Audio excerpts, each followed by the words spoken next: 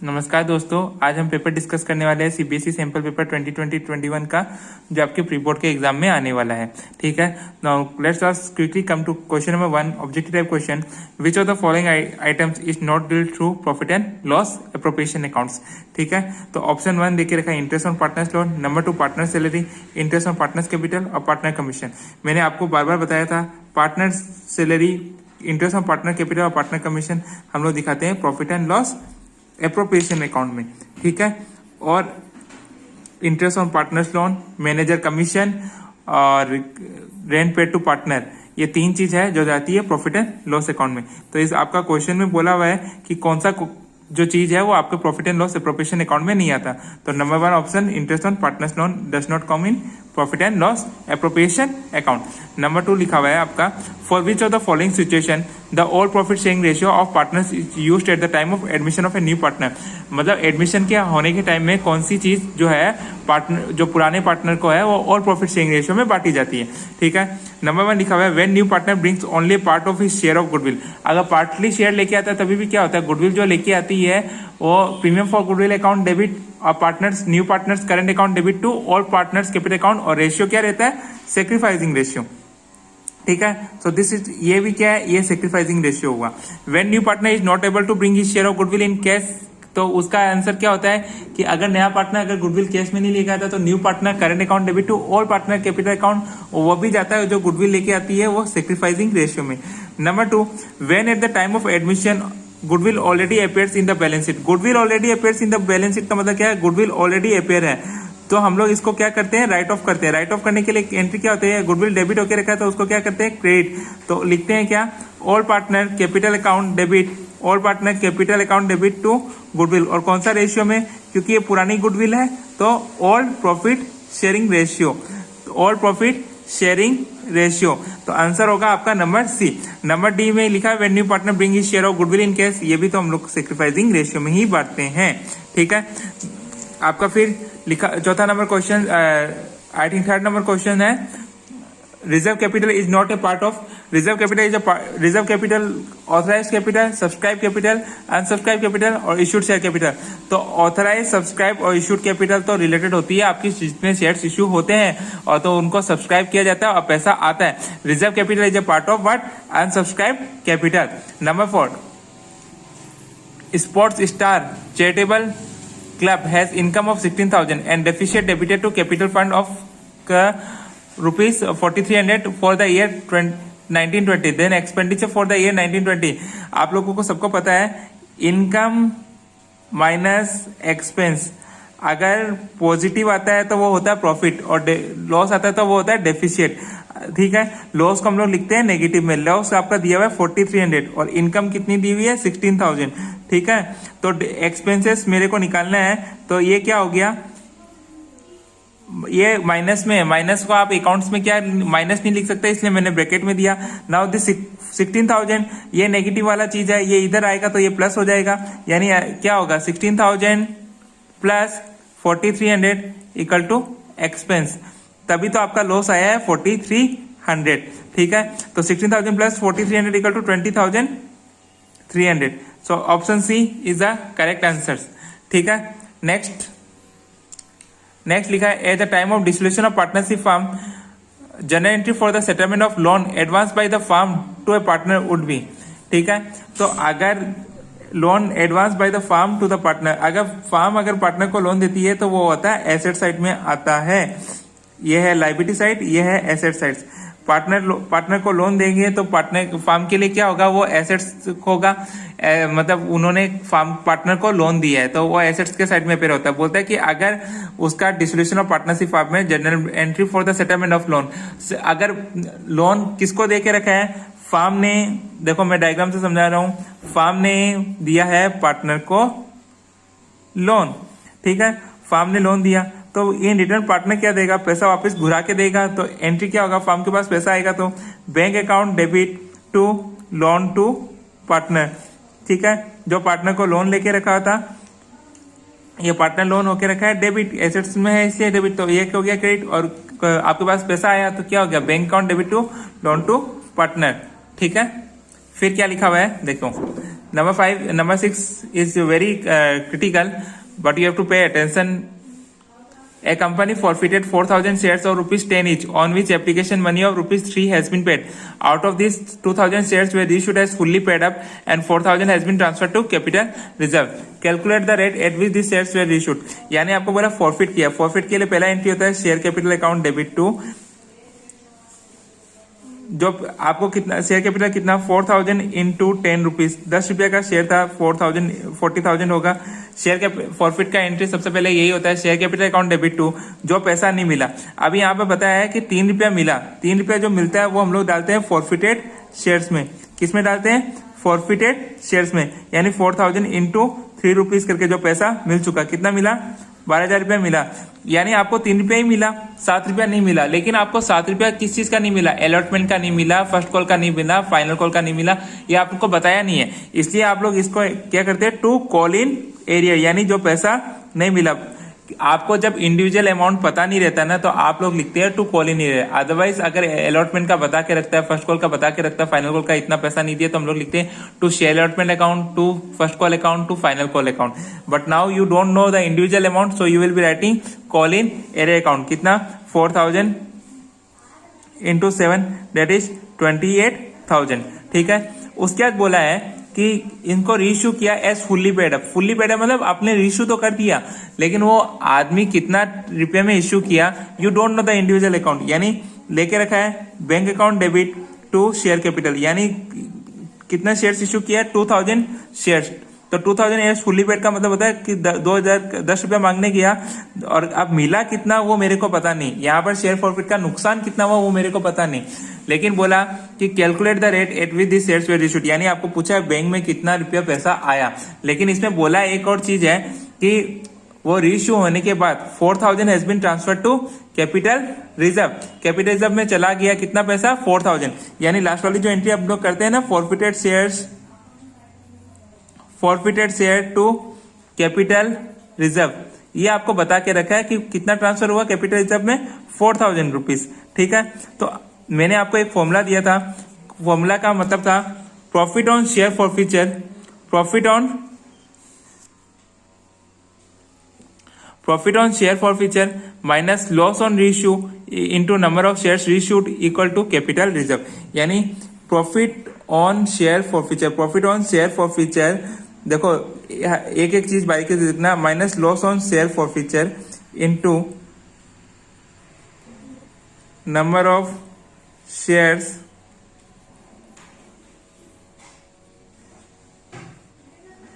Equal to capital reserve. तो आपको profit पता है कि प्रॉफिट कितना था? 3 रुपये. ठीक है. लॉस आपको पता नहीं, लॉस ऑन शेयर फॉरफीचर आपको पता नहीं. नंबर ऑफ शेयर्स इशूड कितना हुआ? 2,000. ठीक है. कैपिटल रिजर्व कितना आया? 4,000. तो आपका क्या हुआ? 3 minus loss on share forfeiture equal to 4,000, where 2,000 equal to कितना आएगा? 2 रुपीज. ठीक है. तो आपका अल्टीमेटली 1 रुपया का 3 minus 2 equal to loss on share forfeiture, 1 रुपया का आपका नुकसान हुआ था एंट्री में. यानी आपको यहाँ पर शेयर फॉरफीचर अकाउंट में आपका 1 रुपया का नुकसान हुआ. यानी अल्टीमेटली आप मांगने गए 10 रुपये, आपको मिला 1 रुपया का नुकसान. मिला कितना? 2,000 इंटू 9 रुपया करके आपको पैसा मिला. ठीक है. मांगने तो गए थे आप 20,000, आपको मिला 18,000. 1 रुपया का नुकसान के हिसाब से जितना शेयर इशू हुआ उतना का बात बता रहा हूँ. ठीक है. ये कैसे निकाला है वो एक्स वाला फॉर्मूला लेके मैंने आपको, जब आप मेरे क्लास में आते थे तभी भी मैंने बताया था. Profit on share forfeiture minus loss on reissue into number of shares reissued equal to capital reserve. 3 रुपया आपका प्रॉफिट जो पैसा मिल चुका. लॉस कितना का है मेरे को पता नहीं, लेकिन मैंने शेयर्स इशू कितना किया? 2,000 इक्वल टू कैपिटल रिजर्व में बता के रखा है ये 4,000. ये आपकी इलेक्शन नंबर 39 जो नई बुक है या पुरानी बुक है उसमें 39 का ए पॉइंट में है. क्वेश्चन नंबर 39 का, इलेक्शन नंबर 39 का ए पॉइंट में मैंने आपको सिखाया भी था ऐसे फॉर्मूला के अनुसार. ठीक है. आप लोग देख लीजिएगा. तो आपकी रेट क्या होगी? 9 रुपीज पर शेयर. ठीक है. फिर क्या लिखा हुआ है?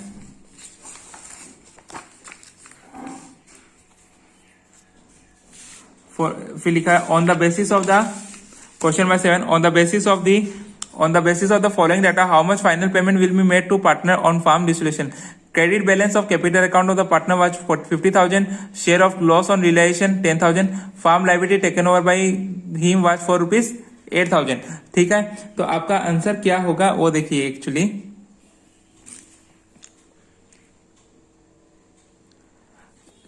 यह है पार्टनर की कैपिटल अकाउंट. आप लोग इस चीज को समझिए.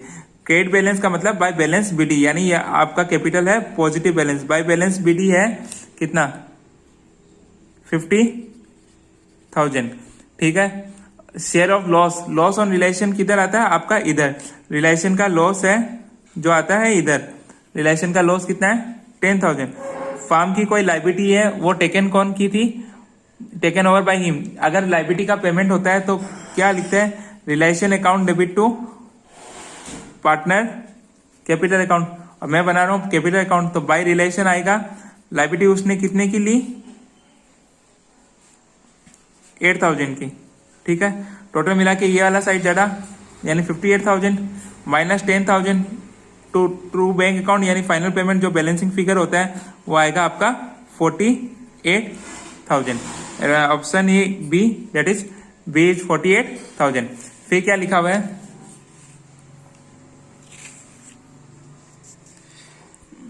8 नंबर. Arun and Vijay are partners in a firm sharing profit and losses in the ratio of 5:1. Liability देख के रखिए, assets देख के रखिए. Machinery 40,000. If value of machinery in the balance sheet is undervalued by 20%. Undervalued माने कमती दिखा के रखना. Then at what value will machinery be shown in the balance sheet? ठीक है, ये एकदम सिंपल सी बात है. कोई भी चीज की अगर एक्चुअल वैल्यू निकालनी होती है तो ऊपर कर देना 100, नीचे कर देना कितने परसेंट कम है 20%. तो 100 माइनस 20 परसेंटेज तो हमेशा 100 होता है. 100 से 20 लेस कर देना, तो 40,000 इंटू 100 बाई 80. ठीक है, यू विल गेट 80 का टेबल में 1 0 काट देना. 8 का टेबल में 4 5 टाइम्स यानी 5,000 into 100 equal to 50,000. That is the right answer. ठीक है. 9 नंबर.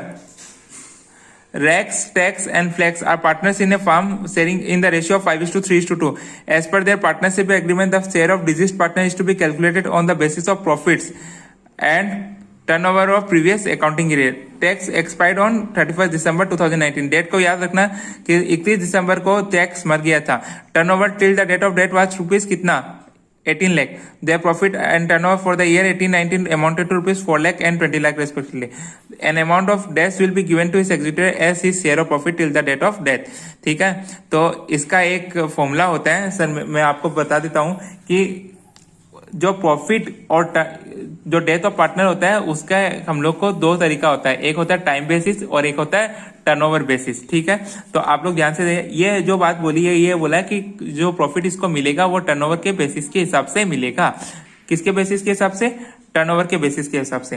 पिछला साल का प्रॉफिट कितना था 4 लाख. ठीक है. और पिछला साल का टर्नओवर कितना था 20 लाख. इससे आप परसेंटेज ऑफ प्रॉफिट निकालिए. तो 4 लाख बाई 20 लाख यानी 4 का टेबल 20 कितना टाइम्स 5 टाइम्स, तो 5. परसेंटेज कितना निकला 20% प्रॉफिट ये फार्म करती है अपने बिजनेस में हर साल on the basis of sale. कोई बोलते हैं ना कि सेल के ऊपर मेरा इतना परसेंटेज ऑफ प्रॉफिट है, वो निकाल रहा हूं मैं. मरा तो ये 31 दिसंबर 2019 को, लेकिन आपको पिछले साल का यानी 18-19 यानी 1 अप्रैल से लेके 1 अप्रैल 2018 से लेके 31 मार्च 19 तक आपकी प्रॉफिट है 4 लाख और सेल है 20 लाख. यानी 4 lakh divide by 20 lakh into 100 करने से कितना आया मेरा परसेंटेज प्रॉफिट 20%. ठीक है. तो यही बेसिस है कि इस बेसिस ये हमेशा प्रॉफिट रहता है. ठीक है. तो आपकी जब तक वो मरा था तब तक उस फॉर्म में सेल कितनी हुई थी 18 लाख. ये हम लोग इसलिए निकाले कि प्रॉफिट कितना रहता है, प्रॉफिट परसेंटेज कितना रहता है इस फॉर्म में. ठीक है. जब तक वो मरा तो कितना था 18 लाख की सेल हुई. परसेंटेज ऑफ प्रॉफिट निकाला कितना हमने 20%. ठीक है. इनटू उसका शेयर कितना है, कौन मरा टैक्स एक्सपायर्ड. टैक्स मरा यानी उसकी रेशियो क्या है 3/10. अब आप इसको कर लीजिए, आपका आंसर निकल जाएगा. 20/100 यानी 20 का टेबल में ये 105 टाइम्स और फिर 1 0 यहाँ पर काट दीजिए. 5 का टेबल में 1,80,000 ये आएगा आपका 36,000 यानी 36,000 इंटू 3 दैट इज 1,08,000. 1,08,000। मैं आपको हर एक चीज करके बता रहा हूँ।